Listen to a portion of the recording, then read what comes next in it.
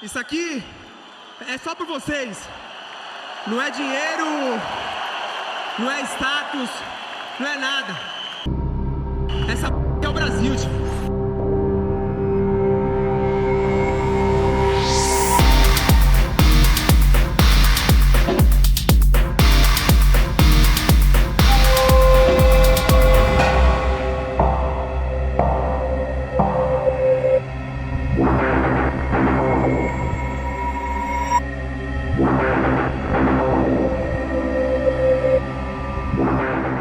O ano já começou com notícias que chamaram a atenção. O UFC anunciou o fim da sua parceria com a Band. Eu imagino que vocês nem lembravam que esse acordo existia, mas enfim.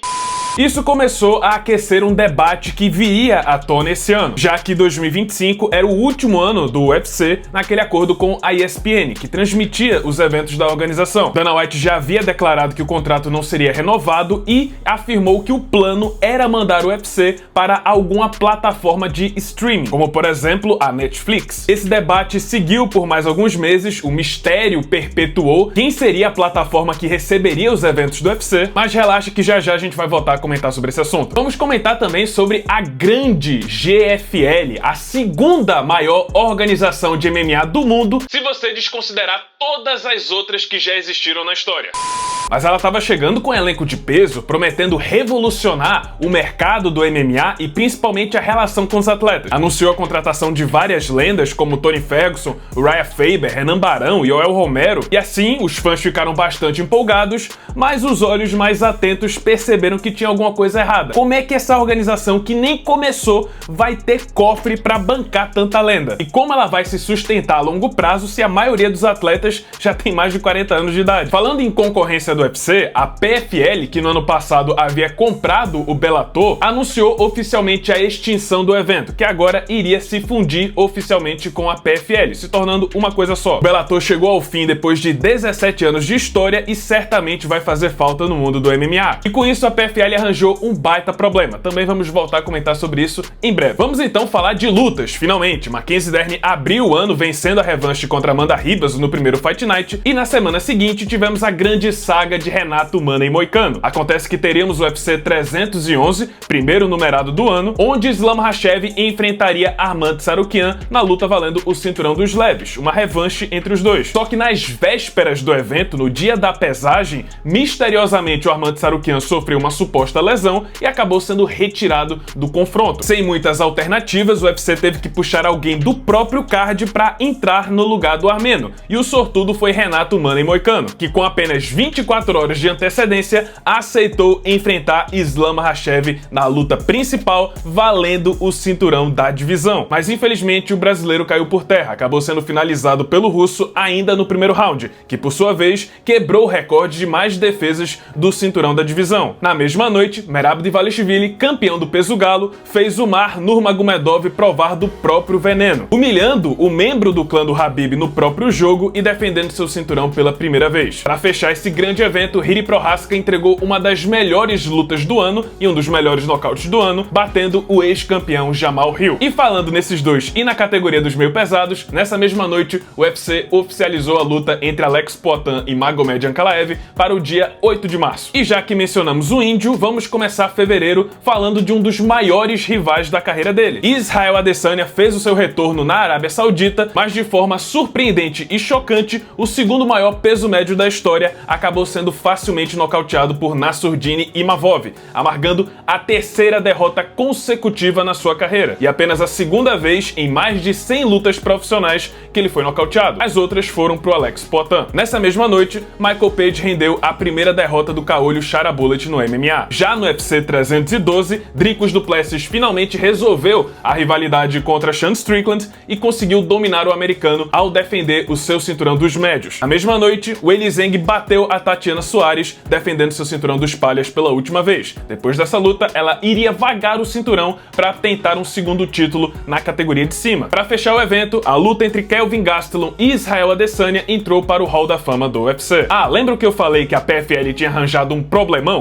Pois bem, todo aquele plantel que era do Bellator passou a ser responsabilidade da PFL, que simplesmente não tinha cofre para bancar tantos atletas que recebiam acima dos 6 dígitos. Com isso, vários grandes nomes da organização começaram a pular do barco. Jagar Mousasi, Yoel Romero, que já havia sido contratado pela GFL, entre muitos outros, inclusive o Patrício Pitbull, o maior nome da história do Bellator, que finalmente acabou sendo contratado pelo UFC. Para fechar fevereiro, nos últimos Fight Nights do mês, Gregory Robocop tomou de virada do Jared Cannonier e Henry Cejudo viveu uma simulação de enfrentar o John Jones. Quase ficou cego na derrota para o Song Yadong. No primeiro Fight Night de março, Manel Kape nocauteou o azul Almabayev e na semana seguinte, depois de tanta espera, tantos anos, meses de espera e provocações, finalmente tivemos a luta entre Alex Poatan e Magomed Ankalaev. A hora da verdade. E para a grande surpresa do público, o campeão foi simplesmente anulado pelo russo, com uma performance muito aquém do que o esperado. Com isso, Magomed Ankalaev chocou o mundo e tomou o cinturão de Alex Poatan, se tornando o novo detentor do título da categoria dos meio pesados. O brasileiro garantiu que aquilo foi uma noite atípica, que ele não estava 100% naquele combate e prometeu que na revanche ele iria destruir o seu novo rival. Nessa mesma noite, Justin Gaethje venceu Rafael Fiziev pela segunda vez e Maurício Rufi aplicou o melhor nocaute do ano com um chute rodado em cima do Bobby Green. Nesse mesmo mês, a grandiosa GFL, que já tinha uma série de lutas confirmadas, anunciou o cancelamento de algumas delas, incluindo Fabrício Werdum contra Frank Mir, duelo emblemático entre dois campeões do peso pesado do UFC. E aí, depois do cancelamento dessa luta, o Werdum veio a público e começou a questionar várias incertezas e inseguranças que a GFL estava passando para os seus atletas. De onde vinha o dinheiro? Como seriam pagos? Onde seriam realizados os eventos? Logo em seguida, a luta entre Shogun e Yoel Romero, que também haviam sido contratados, também foi cancelada. Ainda sobre assuntos dos bastidores, a gente precisa comentar que, desde o início de 2025, o Dana White estava prometendo que finalmente aconteceria a luta entre John Jones, campeão do peso pesado, e Tom Aspinall, campeão interino da divisão. Por mais que o John Jones desse a entender que não iria voltar a competir, que estava fazendo reality show na Rússia, etc., que estava bem da vida, o Dana White seguia cravando que ia fazer essa luta acontecer, que ia sentar e negociar com o John Jones e que essa seria uma das maiores lutas desse ano. As negociações estavam turbulentas e logo mais a gente vai voltar a comentar sobre isso. Quanto aos Fight Nights de março, Roman Dolidze vingou a derrota para Marvin Vettori e o Sean Brady simplesmente jambrolhou o Leon Edwards de forma humilhante. Espancou o ex-campeão dos meio-médios na própria casa. Enquanto isso, Brandon Moreno fez a festa da torcida mexicana e venceu o Steve Erceg. Conor McGregor voltou a expressar o seu desejo de ser presidente da Irlanda, até chegou a visitar a Casa Branca no dia de São Patrício para encontrar o Donald Trump, mas meses depois ele anunciaria que estava desistindo da candidatura. Quem diria? Abril começa com Lerone Murphy vencendo Josh Emmett no UFC Apex e agora vamos falar de uma das maiores novelas de 2025. Desde o início do ano, um dos maiores desejos dos fãs era assistir uma luta entre Ilia Topuria e Islam Makhachev, com o campeão dos penas possivelmente subindo para o peso leve. Mas o UFC fez mudanças. A partir de agora, se um campeão quer subir de categoria para tentar conquistar um segundo título, ele precisa abdicar do cinturão que ele já tem. O Topuria, que estava interessado nessa luta e cansado de fazer o corte de peso para os 66 quilos, fez exatamente isso, abriu mão do título e deixou o cinturão dos penas vago. Mas o Islam não estava querendo enfrentar o Topuria, ele também queria subir de divisão, queria se testar nos meio-médios. O problema é que o campeão na época era o seu amigo Belal Muhammad, então o Islam queria subir, mas não queria subir para enfrentar o amigo dele. Ficou nesse triângulo amoroso durante os meses e já já a gente vai trazer a resolução. Já no UFC 314, um novo campeão dos penas foi coroado. Alexander Volkanovski venceu o brasileiro Diego Lopes e assim recobrou seu antigo título. Perry Pimblett também espancou mais um idoso, dessa vez o Michael Chandler, e o Patrício Pitbull foi frustrado por Yair Rodrigues na sua tão aguardada estreia no UFC. Mas quem roubou a cena com certeza foi o Jean Silva. Depois de meses de muitas provocações e trash talk, simplesmente ele botou o Bryce Mitchell, admirador confesso do bigodinho austríaco, para dormir. Uma das lutas que com certeza chamaram mais atenção nesse ano. A sequência, a GFL, a grandiosa organização de MMA que nem havia nascido, morreu durante o parto. Os responsáveis pelo evento anunciaram que sofreram uma espécie de calote dos seus maiores patrocinadores e assim não teriam grana para pagar os atletas e nem para realizar o evento. Todo mundo foi dispensado do contrato, eles ainda prometeram que vão voltar em 2026, mas com certeza não vão recuperar a confiança que foi depositada por todas essas lendas. Já nos Fight Nights, Ian Gary jogou água no cigarro do Carlos Prates, rendendo a primeira grande derrota da equipe da Fighting Nerds no UFC. Maio começou de forma triste. Davidson Figueiredo sofreu uma lesão no joelho durante a luta contra Corey Sanhagen, Bo Nickal sofreu sua primeira derrota contra Renier Derrida e fora do UFC, Francis Ngannou se envolveu em um trágico acidente de trânsito, que acabou resultando na morte de uma adolescente de 17 anos em Camarões. Ainda sobre notícias fora do octógono, Poatan postou uma mensagem enigmática expondo um possível conflito interno com o UFC nas negociações para a revanche com Magomed Ankalaev. Mais tarde ele voltou atrás, disse que havia sido hackeado, só que voltou atrás de novo e disse que era isso mesmo, que ele estava descontente com o UFC. Já no UFC 315, Vitor Belfort foi indicado para o Hall da Fama, José Aldo foi definitivamente aposentado após a derrota para Ayman Zahabi, Valentina Shevchenko voltou a defender seu trono contra Manol Fiorot e Jack Della Maddalena chocou o mundo ao vencer Belal Muhammad e conquistar o cinturão dos meio-médios. E adivinha quem adorou esse resultado? Pois é, o pior amigo do mundo, Islam Makhachev, que imediatamente abriu mão do seu cinturão, anunciou sua subida para os meio-médios e com isso foi anunciado que Charles do Bronx enfrentaria Ilia Topuria pelo cinturão vago do peso leve, luta que aconteceria no final de junho. Quanto aos Fight Nights, Michael Morales venceu Gilbert Durinho no primeiro round e no último evento do mês tivemos um episódio bizarro. Macy Barber, que enfrentaria Erin Blanchfield, acabou sofrendo uma convulsão no vestiário, minutos antes da luta começar. O duelo foi cancelado ao vivo e com isso a vitória do Matheus Gamrot contra o Ludwig Klein foi o evento principal desse UFC no Apex. Para fechar o mês de maio, Minotauro nocauteou Tadala Fellas no Fight Music Show. Começamos junho com dados alarmantes. Mais de 200 mil pessoas online assinaram uma petição para o UFC tirar o cinturão do John Jones, que continuava se recusando a voltar para enfrentar o Tom Aspinall. Dana White, no entanto, garantiu que a luta iria sair do papel e que estava chegando num acordo com John Jones. Em junho também tivemos dois eventos numerados. Merab Dvalishvili finalizou Sean O'Malley e Kayla Harrison passou o carro na Juliana Penha, se tornando a nova campeã da categoria e invocando Amanda Nunes no octógono, que anunciou que estava voltando da aposentadoria. E diga-se de passagem, tivemos uma das piores estreias da história do UFC, com o ex-campeão do Bellator Pat Mix sendo dominado pelo Mário Bautista, mostrando que além de força ele tem cérebro, ou pelo menos o que sobrou de um. Jiri Prochazka deu uma pausa momentânea na sua carreira para concluir o seu mestrado em estudos de segurança e estratégia na República Tcheca. Mas voltando a falar dos Fight Nights, Kamaru Usman quebrou a má fase e teve uma performance dominante contra Joaquin Buckley, se recuperando de 3 derrotas seguidas. E na estreia do UFC no Azerbaijão, não só o Khalil Rountree dominou o Jamal Hill, só que nessa mesma noite tivemos a aposentadoria de uma das maiores carreiras do MMA. Diga-se de passagem, foi uma das piores aposentadorias que eu já vi. Depois de meses de negociações, Dana White conseguiu firmar um acordo com John Jones. Ele receberia cerca de 30 milhões de dólares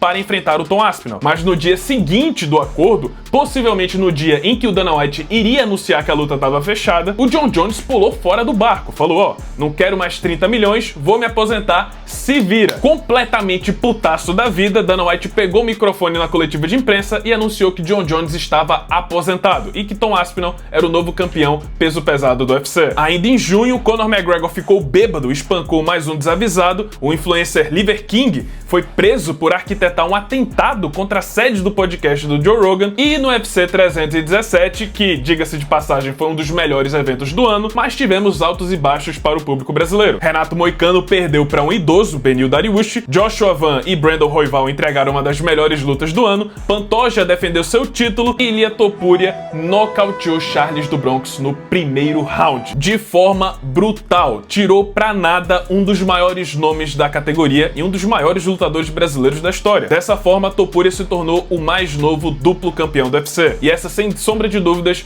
foi uma das derrotas mais tristes que presenciamos esse ano, que deu sequência também à maldição dos brasileiros, que até agora, esse ano, perdeu todos os eventos principais do UFC. Em algum lugar de Las Vegas, Sean Strickland se envolveu em uma briga após a derrota do seu parceiro no evento Tough Enough, que resultou na sua suspensão pela Comissão Atlética de Nevada. Ele passou todo o restante de 2025 suspenso, não lutou mais. E com isso chegamos ao mês de julho, onde uma tragédia foi evitada. Ben Askren, ex-UFC e ex-campeão do Bellator e do One Championship, teve uma crise de pneumonia que o deixou em estado de coma, onde seu coração chegou a parar 4 vezes no tempo que ficou no hospital. Ben precisava de um transplante duplo de pulmões, só que o seu plano de saúde não estava querendo cobrir a cirurgia. A comunidade do MMA se mobilizou no mundo inteiro, conseguiu coletar várias doações e com isso o Ben Askren conseguiu ter a sua cirurgia. Ele teve alta do hospital e publicou seu primeiro vídeo após acordar do coma, onde ele parecia irreconhecível. Havia perdido 30 quilos, mas sendo lutador não só no cage, mas fora dele, na vida, o Ben Askren deu início à sua recuperação física e hoje já parece bem melhor. Essa com certeza foi a maior vitória de toda a sua vida. Ainda em julho tivemos a notícia que simplesmente abalou o noticiário do mundo das lutas. O presidente dos Estados Unidos, Donald Trump, anunciou que o UFC vai fazer um evento na Casa Branca. Sim, você não ouviu errado. Vai ter um evento do UFC na Casa Branca para comemorar os 250 anos da independência americana. E isso foi surreal. Imaginar que vai ter um evento esportivo sendo realizado na Casa Branca, ainda mais sendo evento do UFC. Dana White confirmou, é verdade, vai acontecer em 2026 e de repente todos os lutadores do mundo, ativos, inativos ou até mortos, levantaram a mão querendo lutar nesse evento histórico, incluindo o semi-aposentado Conor McGregor e o recém-aposentado John Jones, que agora, depois de dar um calote no Dana White, voltou com o rabinho entre as pernas pedindo pra lutar na Casa Branca. Dana White disse, nananina não. Aguardem, porque a Casa Branca já rendeu e vai render bastante conteúdo, bastante discussão até esse evento sair do papel. O UFC voltou no dia 12 de julho, Derrick Lewis nocauteou o Chicão após fingir que levou uma dedada no olho e o Walter Walker levou mais um pé pra casa. Inclusive, o ano foi dele, foi do Walter Walker e o Renato Moicano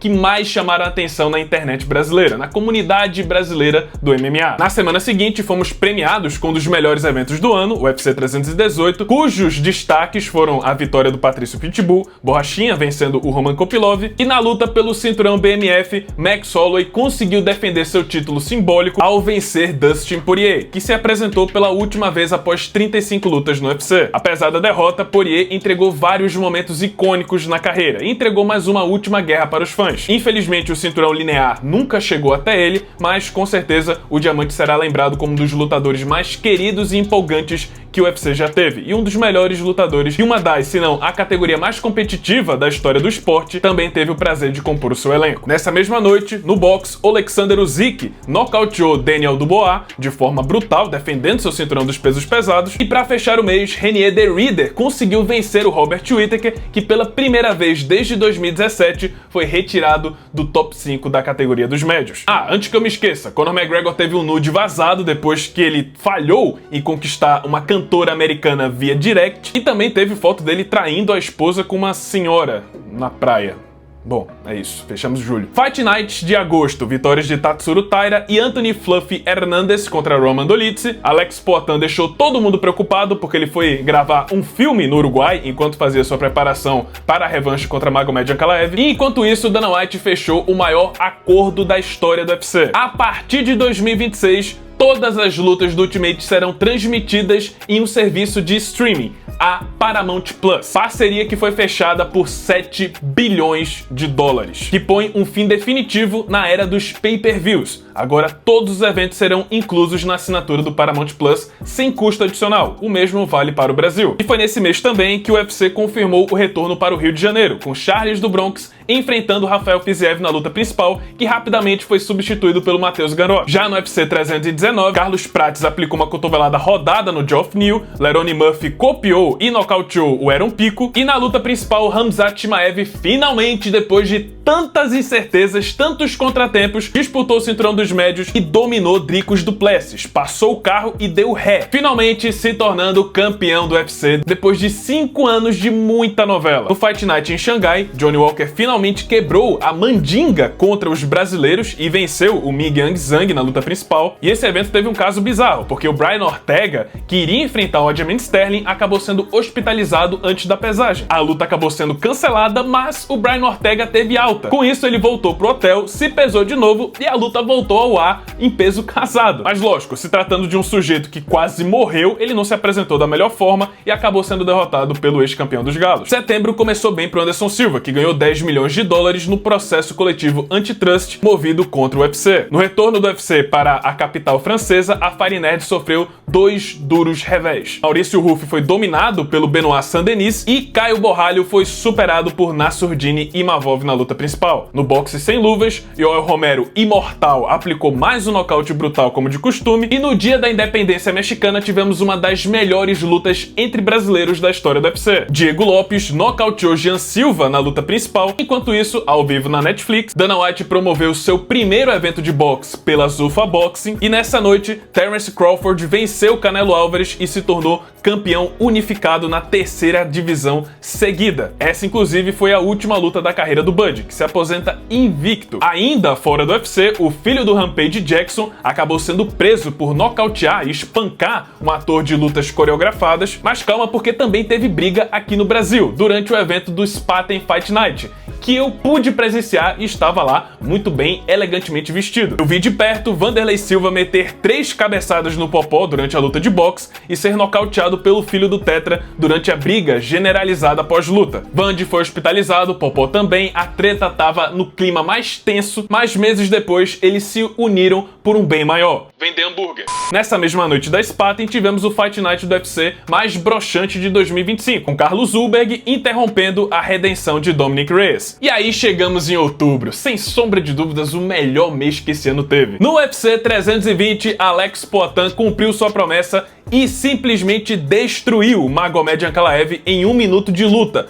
Uma das performances mais surpreendentes de 2025, que colocou o brasileiro novamente no topo do UFC e abre as portas para várias lutas que podem acontecer no ano que vem. Para variar, Merab Dvalishvili conseguiu mais uma vitória. Nessa mesma noite, ele defendeu seu cinturão pela 3ª vez, batendo Corey Sandhagen. Khalil Rountree e Jiri Prochazka entregaram a melhor luta do ano, onde o samurai tcheco conseguiu uma virada histórica ao nocautear o americano com um cruzado brutal. Na semana seguinte, tivemos uma das melhores semanas da minha vida, semana do UFC. Conheci vários inscritos do canal, fãs, lutadores, outros canais, outras personalidades do mundo das lutas e, claro, o prato principal: ouvir Charles do Bronx entrando na arena ao som do hino e finalizando Matheus Ganrou com extrema facilidade. Indo agora pro Canadá, Renier de Ridder teve uma derrota humilhante contra o Brandon Allen, ele pediu pra sair, e aí chegamos no desastroso UFC 321. Na verdade, nem tudo foi ruim, tivemos a pesagem mais assistida da história do UFC, por algum motivo que eu ainda não descobri, e foi assim que Mackenzie Dern trouxe o cinturão para o Brasil, vencendo Virna Jandiroba por decisão. Já na luta principal, só um segundo,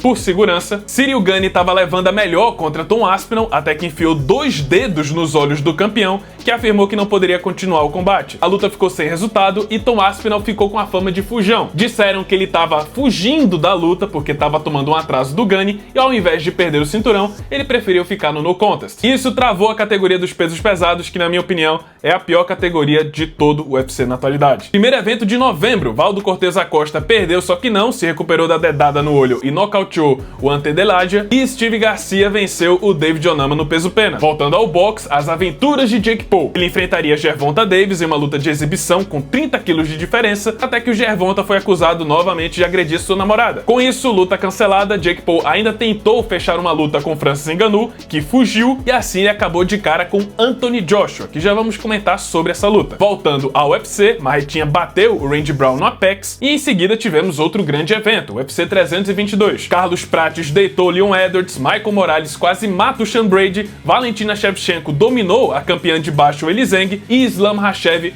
fez um campeão do UFC chorar. Dominou Jack Della Maddalena em sua estreia nos meio-médios e conquistou o duplo campeonato, superando os feitos do seu mentor Khabib Nurmagomedov e igualando o recorde do Anderson Silva de maior sequência de vitórias da história do UFC. Na estreia do UFC no Catar, Armand Tsarukyan passou o carro no Dan Hooker, que hoje Horiguchi voltou com tudo para o UFC, e Ian Gary dominou o ex-campeão Belal Muhammad. E aí chegamos a dezembro, com o último pay-per-view da história do UFC. E olha só Que baita fechamento. O UFC 323 foi um dos melhores eventos do ano. Henry Cejudo entregou uma última guerra contra Peyton Talbot, Blachowicz e Guskov também entregaram um lutão, Tatsuro Taira surpreendeu Brandon Moreno e Petr Yan frustrou os planos de Merab Dvalishvili, chocando o mundo e tomando o cinturão de um dos campeões mais dominantes que esse ano teve. Mas calma, porque infelizmente tivemos a derrota do Alexandre Pantoja, que sofreu uma grave lesão logo no início do combate contra Joshua Van, não pôde continuar e com isso perdeu seu cinturão dos moscas. O brasileiro já tá em recuperação e planeja fazer uma revanche imediata com o novo campeão de Myanmar, que por sinal foi duramente criticado pela comemoração que ele teve com uma vitória que veio por causa de uma tragédia. E no último evento do UFC pela ESPN, Manel Kape nocauteou o Brandon Royval. E para fechar o ano com chave de ouro, Anderson Silva, aos 50 anos de idade, nocauteou o ex-campeão do UFC Tyron Woodley em uma luta de boxe, e Anthony Joshua perseguiu Jake Paul, que ficou correndo durante 5 rounds, mas finalmente conseguiu caçar o rato e nocauteou o youtuber no 6º round, quebrando a mandíbula dele. E é isso. Esse foi o ano de 2025. O que é que a gente já tem pro ano que vem? Bom, faltou mencionar que o Ilia Topuria se envolveu em mais uma luta fora do octógono. Ele tá numa batalha judicial com a sua ex-esposa, a Georgina Uskateg. Com isso, ele anunciou que vai passar um tempo fora da competição e o UFC marcou uma luta pelo cinturão interino da divisão entre Paddy Pimblett e Justin Gaethje. Esse evento ocorre no dia 24 de janeiro e logo em seguida, uma semana depois, teremos o UFC 325 na Austrália, com Alexander Volkanovski fazendo a revanche contra Diego Lopes, pelo cinturão dos penas. E finalmente, em março, teremos a revanche que esperamos há mais de 10 anos. Charles do Bronx e Max Holloway irão se enfrentar pelo cinturão BMF. Claro, também teremos o evento do UFC na Casa Branca, talvez o retorno do Conor McGregor, talvez uma luta entre John Jones e Poatan, mas vamos com calma, vamos pelo menos fechar esse ano com chave de ouro, porque querendo ou não, foi um baita ano, surpreendente. Praticamente todos os campeões do UFC perderam seu cinturão, com exceção da Valentina Shevchenko. Mas é isso, pessoal, esse foi o ano de 2025, espero que tenham gostado, muito obrigado por terem me acompanhado em mais uma temporada do UFC. Esse ano foi muito importante pra mim, principalmente pelos eventos que eu pude presenciar e, claro, pelo crescimento do canal, tudo isso graças a vocês. Obrigado demais, galera. Estamos chegando muito longe, estamos crescendo cada vez mais, tanto aqui no YouTube, quanto no TikTok, quanto no Instagram, e eu prometo que eu vou recompensar vocês por tudo isso, vou me esforçar cada vez mais para trazer cada vez mais conteúdo de qualidade. Mas é isso, muito obrigado por terem assistido, pessoal, feliz ano novo, feliz Natal e até 2026.